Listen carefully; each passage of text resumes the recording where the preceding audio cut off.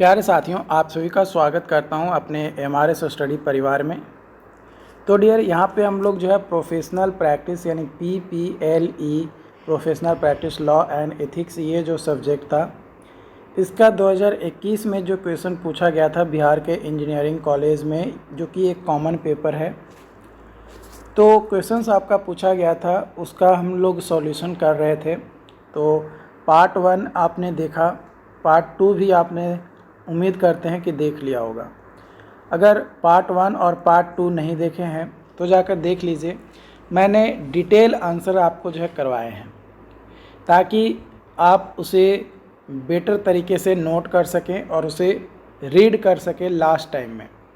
देखो, previous year question बहुत important role निभाता है, खासकर सेमेस्टर एग्ज़ाम्स के लिए। कम्पिटिटिव एग्जामिनेशंस में भी इम्पॉर्टेंट रोल निभाते हैं, बट अलग अलग एग्ज़ाम्स में अलग अलग परसेंटेज आपका जो है होता है। लेकिन सेमेस्टर एग्ज़ाम्स में बहुत ज़्यादा रोल निभाता है, क्योंकि सेमेस्टर एग्ज़ाम में अगर आप प्रीवियस ईयर क्वेश्चन पढ़ के जा रहे हैं तो डेफिनेटली आपका पासिंग मार्क आ जाएगा। आप पासिंग मार्क्स यानी 28 नंबर का क्वेश्चंस आराम से आप अटेम्प्ट कर पाएंगे, उससे रिलेटेड क्वेश्चंस ही जो है आते हैं। ठीक है, तो यहाँ पे आज का क्वेश्चंस मैं ले रहा हूँ कि वर्कर कंपनसेशन एक्ट जो 1923 में आया था उसको डिस्कस करना है कि क्या होता है।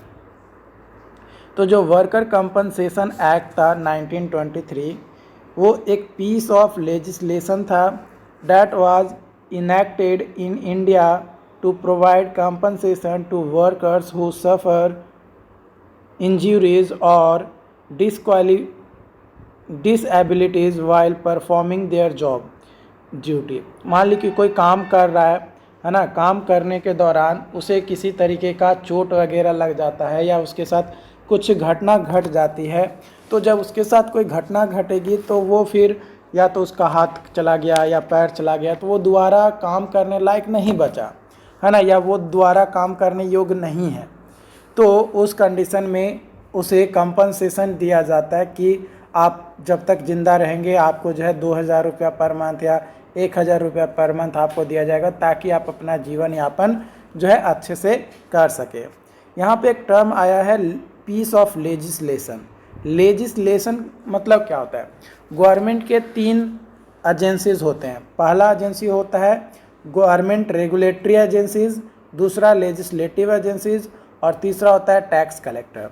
तो जो लेजिस्लेटिव बॉडीज़ होता है या एजेंसीज होता है, उसका काम यही होता है कि जो भी नियम वगैरह हैं उसको इम्प्लीमेंट करना, है ना, जो भी नियम वगैरह हैं उसको इम्प्लीमेंट करना, लागू करना या बनाना, ताकि कोई भी वर्कर्स या कोई बिजनेस वाला अपने आप को ज़्यादा होशियार ना समझे, है ना, मतलब बिजनेस पे अच्छे से पकड़, और ताकि नियम वगैरह लगाए जाए और उसे कंट्रोल वे में रन करवाया जाए। ये लेजिस्लेटिव बॉडीज़ या जो लेजिस्लेटिव एजेंसीज होती हैं वो होता है। तो उसी का एक छोटा सा पार्ट है, क्योंकि एक एक्ट बना दिया गया कि आपको जो है कंपनसेशन देना होगा अगर इस तरीके की होती है। तो the act was passed with the aim of protecting workers from financial hardship resulting from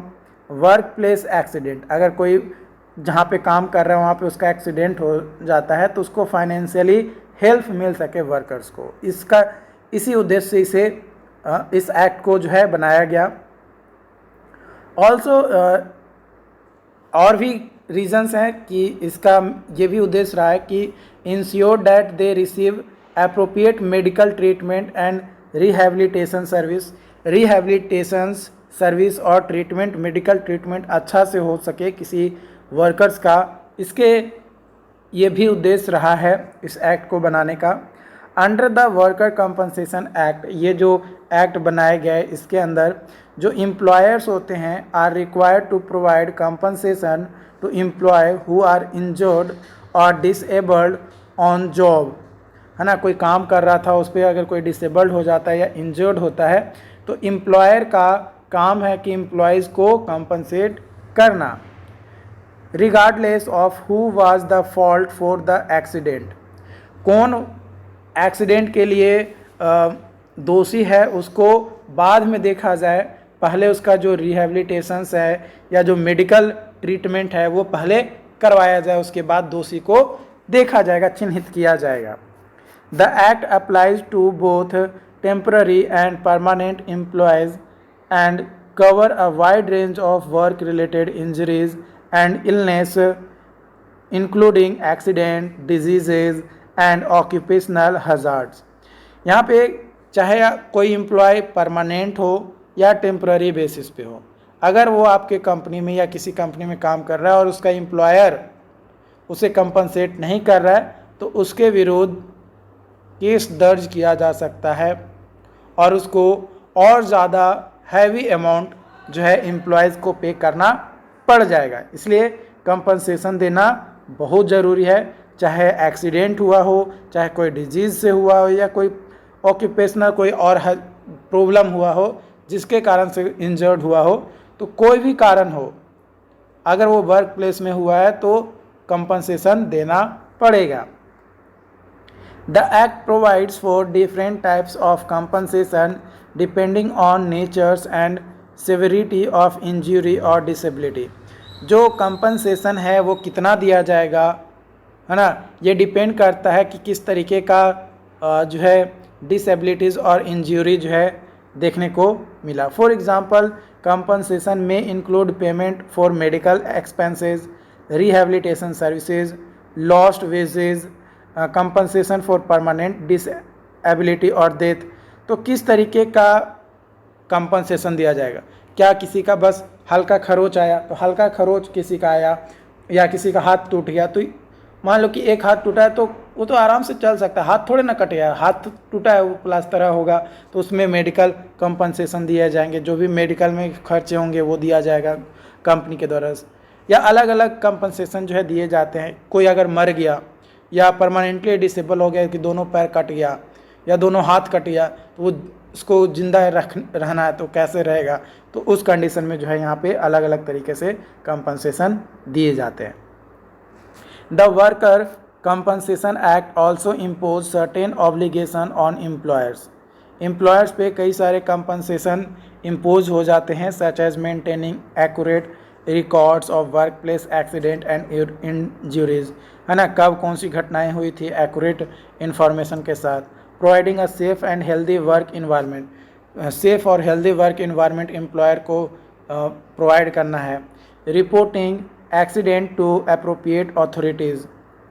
employers who fail to comply with these requirements may face fines और अदर पेनल्टीज़ या जो भी फेस फाइन्स है वो एम्प्लॉयर्स अगर fail हो रहा है, जो मतलब एक तरीके से कह सकते हैं कि जो वादा किया वो नहीं निभा रहा है तो भी जो है दिक्कत है, तो सारी चीज़ों को देखते हुए जो काम किया जाता है। ओवरऑल बात किया जाए वर्क कंपनसेशन एक्ट 1923 का, तो ये एक क्रिटिकल या मेजर रोल निभाता है आपका to in protecting rights and interest of workers in India. Not even in India, other than India भी जो है कंपनसेशन एक्ट हैं, ऐसा नहीं है कि सिर्फ इंडिया में ही, लेकिन इंडिया में ये एक्ट जो है 1923 में जो है लागू किए गए। It continues to be an important piece of legislation today by providing compensation and support to injured workers. The act helps to promote workplace safety and reduce financial burden of workplace accident on employees and their families. Employees और उसके जो भी employees है उसके जो families हैं उसके ऊपर फाइनेंशियल जो बर्डन है वो फाइनेंशियल बर्डन ना आए, उसको कम करने के लिए ही जो है वर्क कंपनसेशन एक्ट 1923 जो है लाया गया। अगला क्वेश्चन है आपका ट्रेडमार्क के बारे में डिस्कस करना है कि ट्रेडमार्क क्या होता है। तो ट्रेडमार्क जो है ये सिंबल्स है या वर्ड है या फ्रेज या डिज़ाइन होता है जो ये बताता है या आइडेंटिफाई करता है या डिफरेंस बताता है कि एक पार्टिकुलर प्रोडक्ट और सर्विसेज किस कंपनी के द्वारा जारी किया गया है। जैसे कोको कोला कंपनी तो है, कंपनी क्या है, कोको कोला है, लेकिन कोको कोला कंपनी में अलग अलग ट्रेडमार्क हैं, है ना, जैसे स्प्राइट हो गया, थम्स अप हो गया, कोको कोला सिर्फ हो गया। तो लेकिन कंपनी एक है, लेकिन उसका ट्रेडमार्क अलग अलग है। तो कंपनी एक हो सकता है, ट्रेडमार्क अलग अलग हो सकता है। हमारा जो यूट्यूब चैनल है, यूट्यूब चैनल क्या है, AMRS स्टडी। तो AMRS स्टडी क्या हुआ, यह हमारा ट्रेडमार्क हो गया, है ना। या फिर मैं लिखता हूँ कि बिकम एन इंजीनियर, तो वो एक वर्ड हो गया, है ना, बिकम एन इंजीनियर वो एक वर्ड हो गया या एक फ्रेज हो गया। तो इस तरीके की चीज़ें भी जो है ट्रेडमार्क के अंतर्गत आता है। Trademarks are used to establish brand recognitions and to protect the goodwill and reputations of company और organization। किसी भी ऑर्गेनाइजेशन या कंपनी का एक ब्रांड बिल्डिंग जो है देता है, मतलब ब्रांड बना देता है trademark. Okay, trademark can take many forms including logos, slogan, product names, packaging design, ये सभी जो है हमारा ट्रेडमार्क में आता है। They are registered with the relevant government authorities.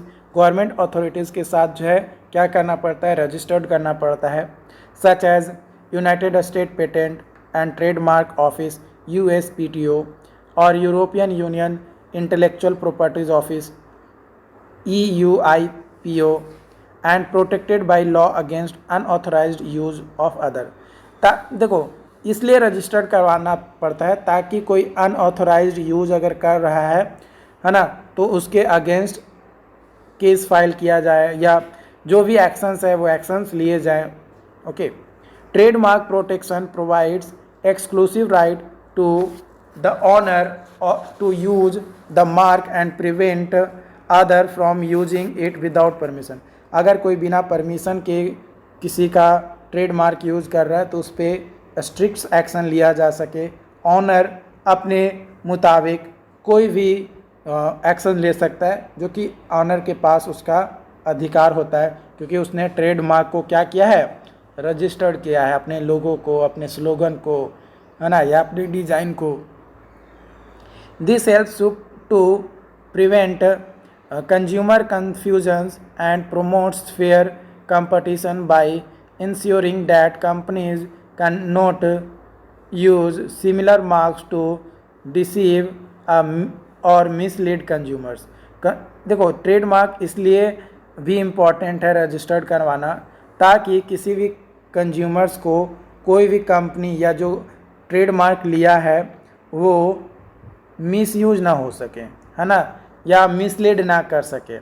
आप देखे होंगे कई बार आपका जो है कोई बिस्लरी, आप पानी तो पीते होंगे, लेकिन बिस्लरी में अगर बात किया जाए तो अलग अलग नाम से जो है बिस्लरी बिकते हैं, बस किसी में स्पेलिंग उल्टा फुल्टा, आहा टेढ़ा तिरछा कुछ भी कर देता है।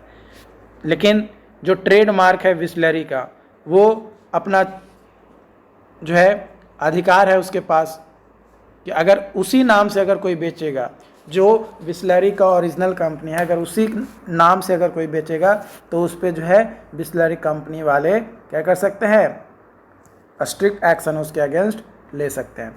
To register a trademark a company must first conduct to search ensure that mark is not already in use by another company. Trademark register करवाने से पहले हर कंपनी को ये पहले सर्च कर लेना है कि भाई आप जो मार्किंग करने वाले हो, जो ट्रेडमार्क लाने वाले हो, क्या वो किसी और कंपनी के द्वारा यूज़ किए जाते हैं। अगर यूज़ किए जाते हैं तो आप उसका यूज़ नहीं कर सकते हो, अगर नहीं किया जा रहा है तब तो ठीक है।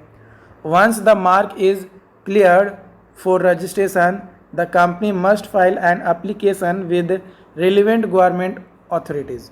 अगर उसको लगे कि नहीं, मैं जो फाइल कर रहा हूँ, मेरा जो ट्रेडमार्क है वो यूनिक है, सबसे अलग है, हटकर है, तो उस कंडीशन में वो एक एप्लीकेशन फिल करके गवर्नमेंट अथॉरिटी के पास कर सकता है, अलॉन्ग विद अ फ़ी, कुछ नॉमिनल फ़ी लगते हैं उसके साथ। The application must include a description of mark, क्या मार्क है वो इंक्लूड होना चाहिए, एंड गुड्स और सर्विसेज इट रिप्रेजेंट, किस तरीके का गुड्स या सर्विसेज को आप सेल करने वाले हैं वो भी बताना होगा, and evidence of use in commerce, क्या कॉमर्स में यूजेज हैं उसका एविडेंस आपको देना होगा।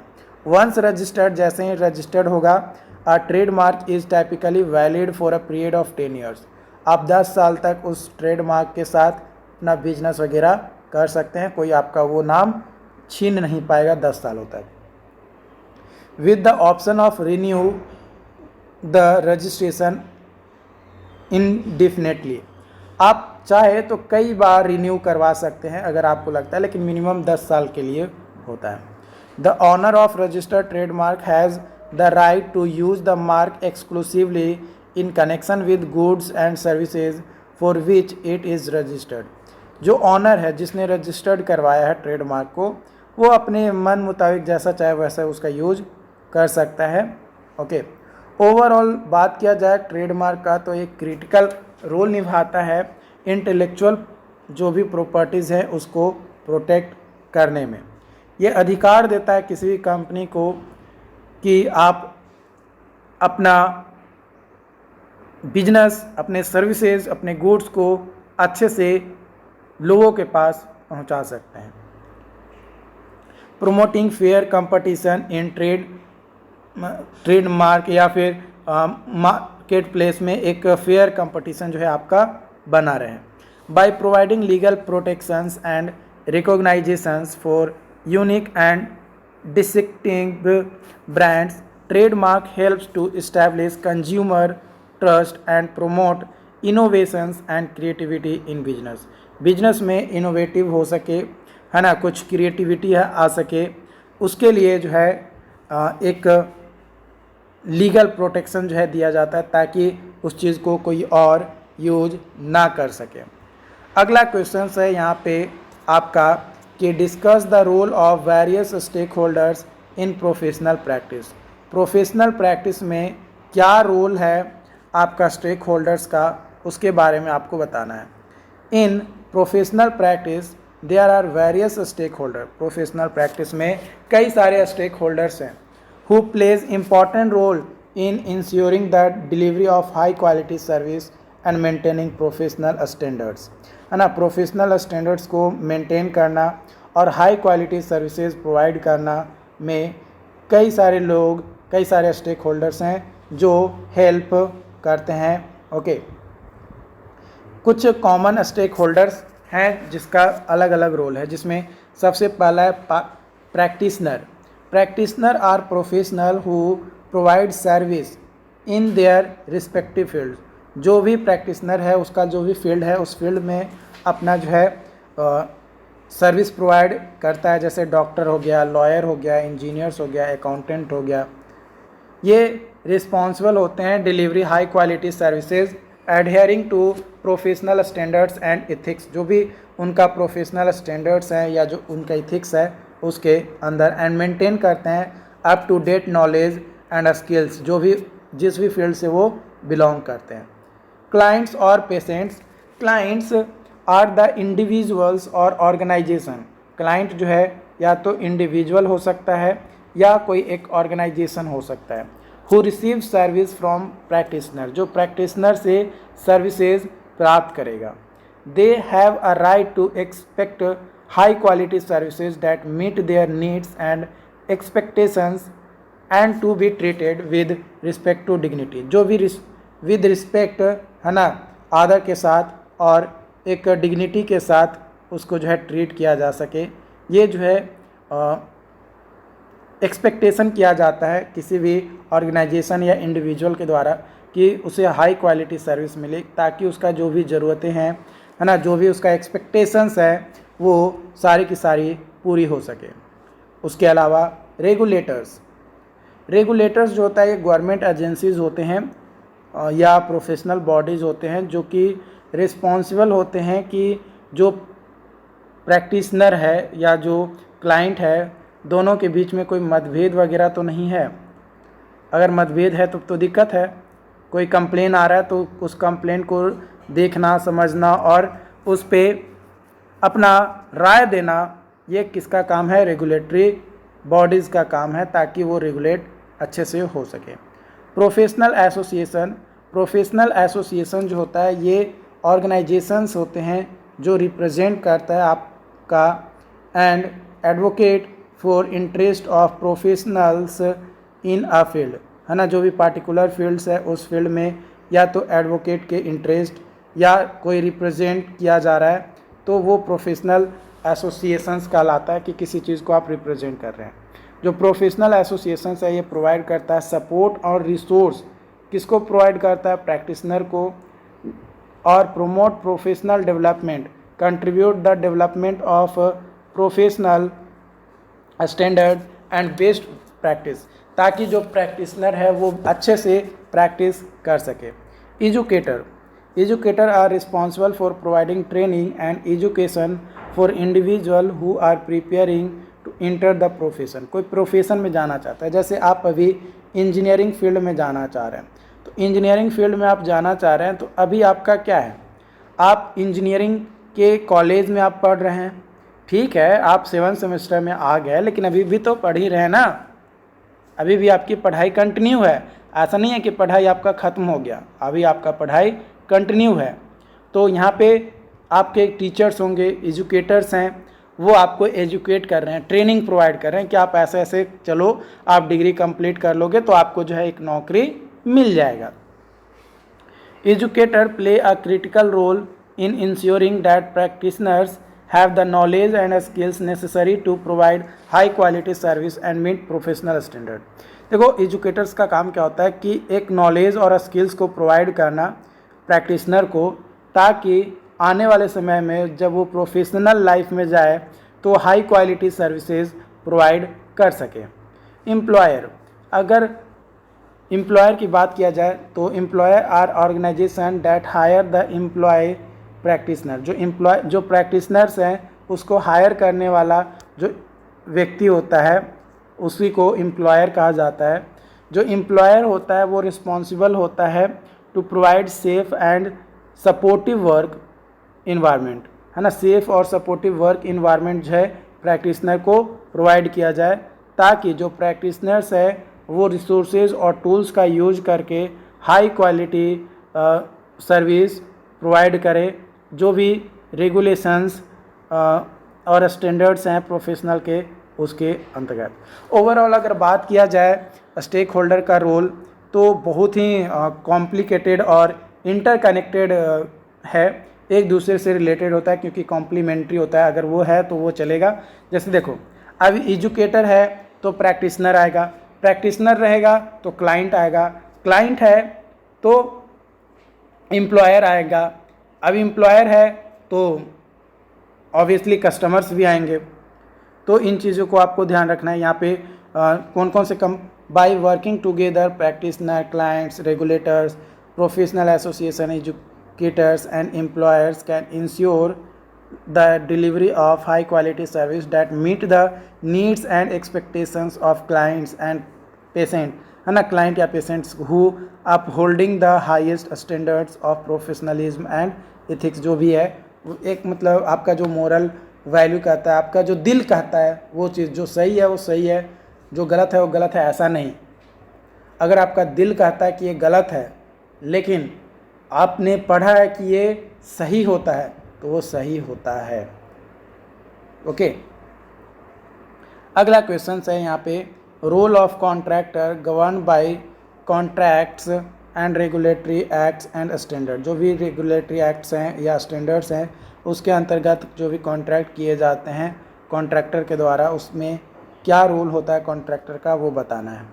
तो contractor is a person, contractor जो है एक आदमी होता है या एक ऑर्गेनाइजेशन हो सकता है जो कि सर्विस और प्रोडक्ट्स को क्लाइंट या कस्टमर्स को प्रोवाइड कर रहा है अंडर कॉन्ट्रैक्ट, एक एग्रीमेंट के अनुसार।